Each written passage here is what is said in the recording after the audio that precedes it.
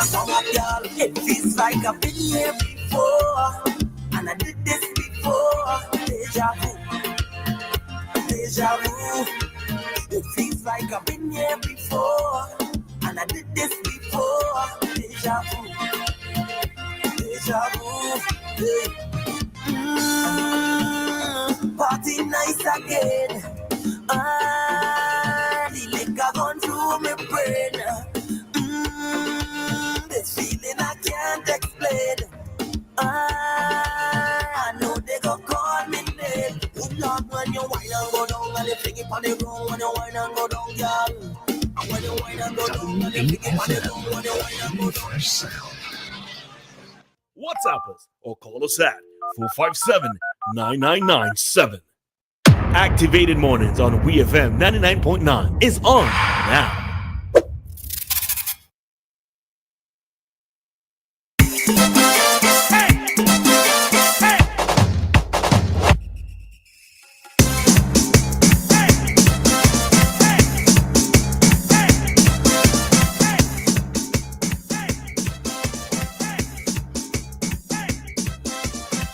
And we are back with you for another segment of our Activated Mornings program here on WEFM. In studio, you will have Dianna Cain, Nicole Joseph Chin, and myself, Roleza Samuel. And we are your hosts for this morning. And we're going to be heading into another topic at this time. And we are going to be talking about child marriages and the rights of girls. What are the implications for the Caribbean? So, Nicole, over to you. So it is one of those very touchy, controversial, delicate topics. Recently, this week actually, Chief Theresa, a woman who is dear to me and part of one of my global women leadership communities, she's from Malawi and she passed away. And that kind of sparked the conversation again about child marriage. And the reason is, she was able to actually, she was a very powerful chief in her communities in Tanzania, in Malawi. And she was able to actually make sure that the girl child had an experience of having a childhood that was free of marriage as one of the key characteristics of girls in that part of the world. Because a girl generally in that part of the world could be married to someone much older for financial reasons, for so many other reasons. And what she was able to do was to actually get to the point of banning, reducing, and particularly outlawing child marriages in her country. One of the remarkable things as such was that any chiefs in her villages and in her communities that did not want to annul the marriages of young girls, particularly children, she fired them. She actually took away their power as chiefs.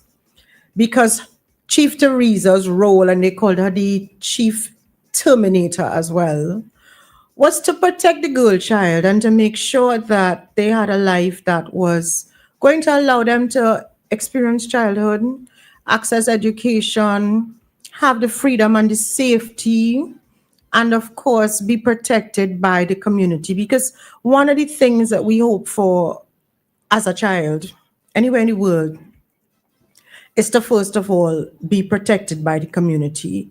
I know in the Caribbean, we take that it takes a village to raise the child seriously. We've taken it seriously for a long time. I don't know what that status has gotten to now. But the truth is, protecting our children and especially our girl children is so critical. And at the passing of Chief Theresa, I also was reflecting on what happened in my home country in 2017, I believe it was, where we actually lobbied. I was part of that coalition, and we lobbied the government to actually change the legislation to adjust the age of marriage to 18 officially across the board. And the reason is in certain cultural spheres and religious spheres, girls could have gotten married. So particularly because Trinidad and Tobago is so diverse in its sociocultural blend and mixture, we had the actual situation of girls in specific religious spaces, Hinduism and Islam, getting married before 18. So we were able, as a coalition, inclusive of many smaller groups and social dialogue agencies, the Hindu Women's Association, some of the other women's groups and NGOs. We were able to really, really get together collaboratively, because now this was no longer about your religion or your culture or your class or your profession or anything. This was, let's protect the girl. Let's protect the girl child, and let's make that become something that really is part of shaping our society and the future of the girl child. And so when these dialogues happen or are forced to happen again, or I'm forced to reflect, I am curious then to find out what's happening around me. What's happening as I'm here in St. Vincent and the Grenadines? I'm curious. What's happening? Why are we, when are we going to start having this dialogue regionally? Because for me, I always figure to save the future of one nation, we have to collectively speak about what we are challenged by.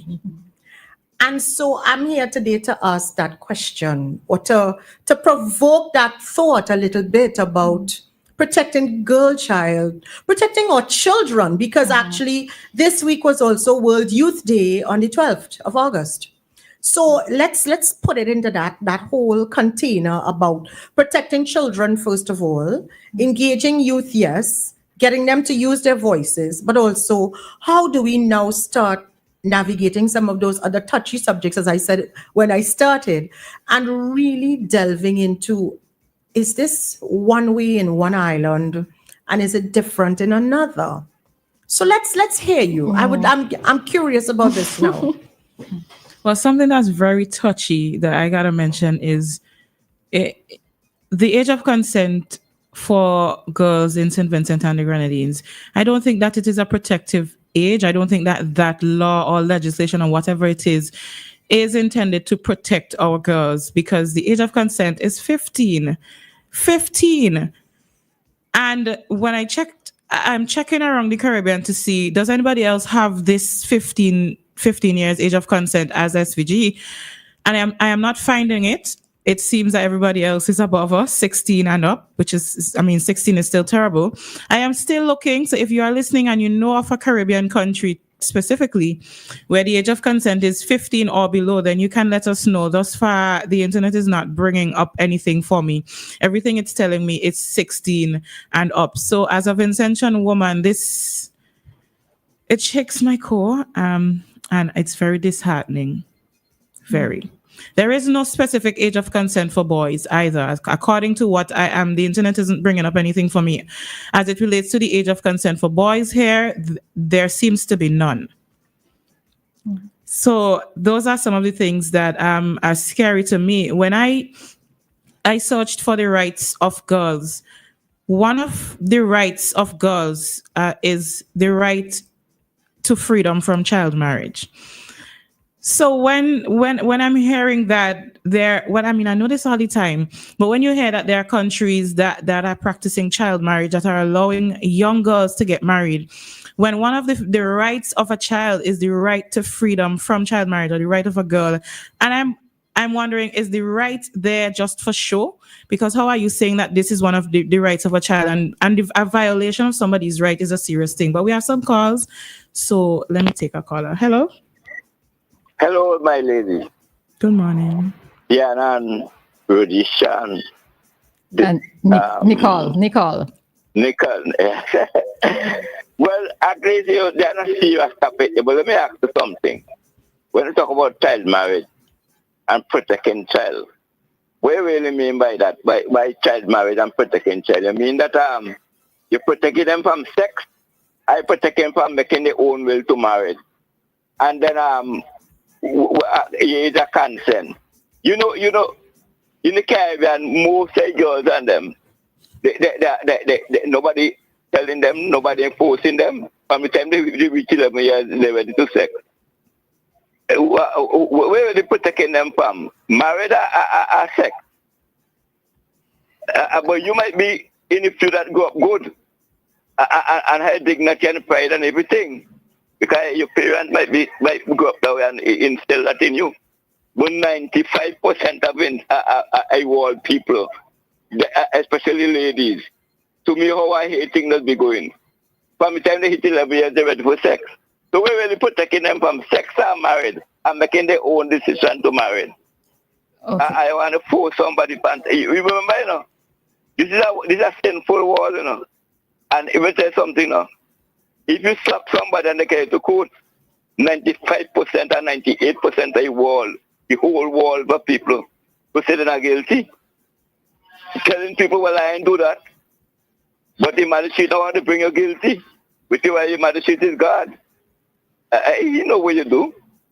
So in this wrongful, deceitful world, where we have to find something to do or find something to say, you asking a question again. If you're protecting them from sex, you're protecting them from making the free will to marry. And you man and them going and pull them out there out to marry. Around in Caribbean, they're making the free will because they want to marry and build a partner there. Okay. That is so I feel. All right. Cool stuff. All right. Interesting points. All right, Nicole, you want to answer? So the thing is, I want to drop a pin on the cultural aspect. Okay, so of let's it. so I'll make a note of it to help you. Hi, caller. Good morning. Make a note of it. Good morning.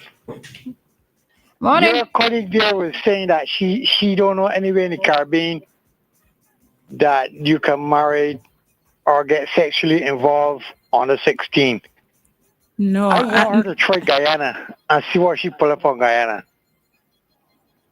No, what I'd said is I was looking for other countries where the age of consent was below 15 because here in SVG it's 15. And I was seeing if there was anybody else with the same 15 or even lower, and I haven't found any as yet. So he's saying, But now that you've mentioned Guyana, let me go to Guyana. Yeah, and tell me what you come up with. It says it's 16. In Guyana, the age of consent for sexual activity is 16. Well, if that is so, that will have to be among the Guyanese Africans because the Indo Guyanese is less than that. Okay. So this is why I'm saying it's a socio-cultural thing, and particularly where there are specific religious beliefs and religious practices where in those domains, but the legal age still has to be the legal age. The legal age still has to be the legal age, and Right. that's where the legislation had to come in because that was going to be the layer of protection that would then reduce that risk or have some more accountability with regard to going below. What was that actual age of consent? Okay. But I really believe that across the Caribbean, the age of a lot of things should be synchronizing right across the Caribbean. You should be able to vote at 18. Consensual sex should be at 18. Driver's license at 18. Finish school at 18. Anything under 18 should be illegal. And bring some kind of clarity and some kind of synchronism to it. I agree there, caller. I agree. All right. Thanks for your contribution. Okay. All right. All right. So, Nicole, I think you were going to address Stephen's question. Are we protecting them from sex or from marriage? So the thing is, when we look at the cultural dynamic, and specifically we're looking at globally, there are nations and countries where this is regularly part of their socio-cultural landscape, particularly Asia and countries like that, right? Now, some of those traditions would have filtered into certain or specific Caribbean islands or countries, and particularly the previous caller who mentioned Guyana. So Trinidad and Tobago and Guyana for sure. All right, so we have another call because this person was trying to call for a bit. So, Dave, good morning. Yeah. Good morning. Good morning. So, are we revisiting the legal age? Well, I heard Dianna with given consent, which to me should have long been removed, especially if we are looking for a better world, a better society in the year 2025. And I remember a former GHS. I don't think I wanted us to meet that young lady so much, but I don't know where she is now. Had won the annual independence, what do you call it, debate. Every year they have their own independence time, and she chose to speak on the age of consent. And her points that she brought forward were so valid, in my humble opinion, that I think she said at the time she was 16. She was 16 years old, and she could hardly cook and all that sort of thing. So where is she going? Why should she be given the consent to have sex at age 15? Right? And, you're still a child. So that is something I would like to see removed in our country. But who cares? Who cares? Who should be responsible? Is those in authority or in administration? And if they don't do anything about it, it just shows that they don't care. That's how I see it. So the cycle or whatever will go on and go on and go on until maybe something outrageous or something happens, and then they may come to their senses. That's how I see it. That's just my little bit to the whole thing. Thank you. Okay, all right. Thanks, Dave. All righty. So Dianna is getting some stats there. Yeah, it was just the same for the 18 and 16 in various countries. Okay, so let's take. Okay, this will be the final call. Kojo, morning. Good morning. I mean, I agree with you with the consent age and all that kind of stuff, but trust me, there's certain things you cannot legislate. People is going to have sex regardless to whether you put it on writing or not. For me, education, teaching our young people the value of having sex and the value of getting pregnant and all them kind of thing at the early age, so people could know what they're going to go through if they start having sex too early. I think it's an educational thing need to be had. I mean, you could write down on paper and say, because circumstances, trust me, let's not fool ourselves. There's circumstances why some of these young ladies having sex. And it has to do with economics and all that kind of stuff. Because it happened here in America. You cannot legislate all that. So for me, it's education. Mm-hmm.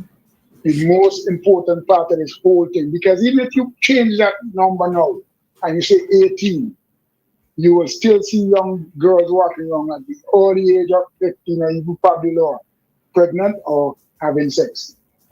So to me, it's more of an educational thing to get people mindset to that time of when you should have sex or when you should get married and all that kind of stuff. I think that's what is more important than putting something on a piece of paper saying that it's 16, is 18. Because like here in America, you could go to war at 18, but you can't buy an alcohol beverage until you're 21. Mm-hmm. So the whole thing is what? Yeah. Because I can't see how I could go out there and kill a whole heap of people, but I can't go in the shop and buy a beer. You understand what I'm saying? So it's mind-boggling when I hear people saying, oh, age for this and age for that. Because I don't understand how you could, as I said, how you could give me permission to do certain things, which to me is an adult move, and then allow me and tell me I can't do another part of an adult move. So it's weird. And even in America, hey, you could get married very early in your life, like some southern states. You could, if your parents want you to get married, they could sign you off. So it's not just the Caribbean alone. Yeah. All right. Thanks, Gojo. All right, so Nicole, we'd allow you to finish that point, and then I would just come in for maybe like a minute or so. So now that point is going to actually coincide with what the recent caller just also shared, and the truth is you need to have protectionary measures legally inside of a nation's legislation. And yes, education, advocacy, all of those things go hand in hand as well. So it's really about balancing what you do and how it is done. With regard to the previous question as well that we didn't get to finish because so many people are really, really interested in discussing and dissecting this topic. What is important is looking at what the life of a child represents. They can't make decisions. Their mind is still developing. They're still dependent generally, even though they might be very feisty and excited about life and doing things. And maybe some of them are even burdened with having to take care of households, depending on the situation. They're still in that space where their minds are not totally molded and crafted yet for them to really, truly make decisions that are going to change something in their lives, So the negative aspect of it is really what starts to rear its head. And then in that actual context, what you find is that now they might be subject to other forms of abuse. They might also not be able to discern or determine, okay, this is time for me to now make a decision, or if I go to report this to the authorities, are they going to take me seriously if it is that I am at risk of something? And so again, the two calls now come back in terms of the dialogue around, is it going to be about protecting them from marriage or from having sex? Yes, they're going to have sex, but again, are we going to always think that, okay, then that's the only situation? In some spaces, in some countries, in some demographics, marriage is not something that you want to impose on a child. But again, sometimes because of economic situations, that's what happens. Children are sold, girls are sold, and this is not in our region specifically or targeted towards our region, but there are countries where girls are sold or trafficked, or they're really given that opportunity now to come back and bring economic help to the family, because this is how you're going to have access to economic stability or comfort. So we don't want girls to be married. We don't want girls to be sexually exploited. We don't want the girl child or the boy child to be at risk of any of the predatory types of experiences. We want girls to have access to their education, to get to school, to complete their schooling so that they can go into the workforce and truly experience what economic empowerment is and looks like. And we don't want to deny them of that privilege of growing. All right, I agree there. Just something with regards to what Stephen mentioned, right? He said that nobody is forcing them. While this might be so, regardless, if you start sexual activity at the age of 11, Stephen, it's still statutory rape, all right? So part of it also has to do with the mindset. Now, one of the things with this is we have to then look at what are the reasons why somebody at the age of 11 might be engaging in sexual activity. And Coach has sort of hinted at at some of them, right? We have to look at things such as molestation. Has this child's self-worth been devalued on account of molestation? Is it for economic reasons, as Kojo mentioned? Are some of them succumbing to peer pressure? Some of them may just not know their worth. Some of them may think that this is what it is that I need to do in order to maybe fit in, or they're not able to stand up for themselves. Again, this is where having a voice is very important. All right. So it's not so much about nobody is forcing them. But again, as Coach Joe mentioned, it has to go back to education. But I still do believe that the law is important in this case because, again, as we've seen in examples where a child is at the age of consent, she has left her mother's home. The mother is trying to get that child out of, and I'm using child deliberately, is trying to get that child out of the home of whoever it is harboring her. Let's say it's a big man. The law cannot necessarily step in there because she's at the age of consent, right? We have to look at the long-term implications of early sexual activity. It's not just pregnancy. There are STIs, there are STDs, right? Having a child at a very young age can curtail or sidetrack or derail the life of that, not just the child, but also that child's child. It also is going to have implications on the support system because now granny has to step in to raise 2 children, all right? They have to now step in and raise these 2 children. If the father of this child is not present, then it now puts another economic pressure onto that particular household. So it's not just about they're going to do what they want to do. We have to look at it in totality in terms of the long-term implications. And one of the other aspects too is children's education. Children need to be able to get their education in a way where they are not prohibited and they're not limited. And I probably just end with this quote that I came across. Well, it was saying that women need to take their financial life seriously, right? But I could look at it in other aspects. But it says, the world is very cruel to a poor woman. If you do not have the things that you need to have, whether it's your education, a skill, a trade, etc., these women or these children can find themselves in a cycle of abuse, a cycle of dependency. So these are other factors that we have to look at when we talk about this topic. I just want to tweak that statement. It says the world is very cruel to, what's it again? The world is very cruel to a poor woman. The world is very cruel to all women. All women. Yeah. And I have something I want to say, but I realize that the time has run out, so I'll probably save it for 9:20. Yeah. All right. So it was an interesting discussion, and we're happy that we had men lending their voices to this conversation. So to the men who called our message, we appreciate hearing from you.